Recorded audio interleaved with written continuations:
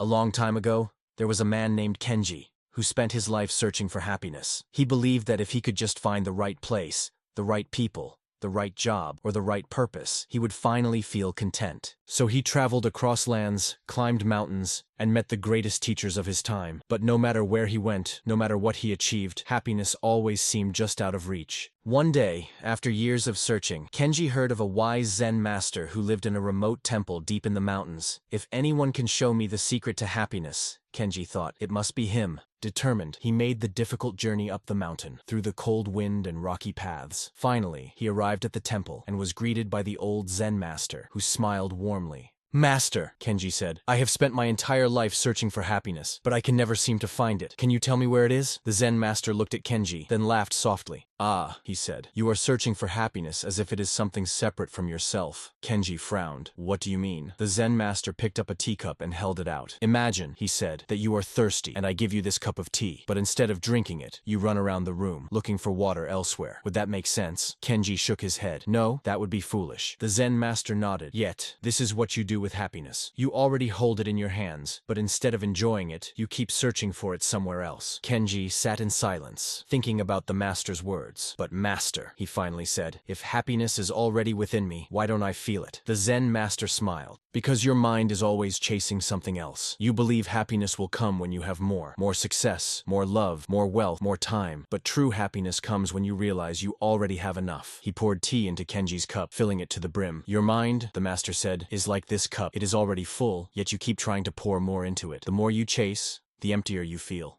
Kenji looked at the tea in his cup. For years, he had believed happiness was somewhere else, always just one step away. "I will be happy when I get my dream job. I will be happy when I find the perfect relationship. I will be happy when I have more money."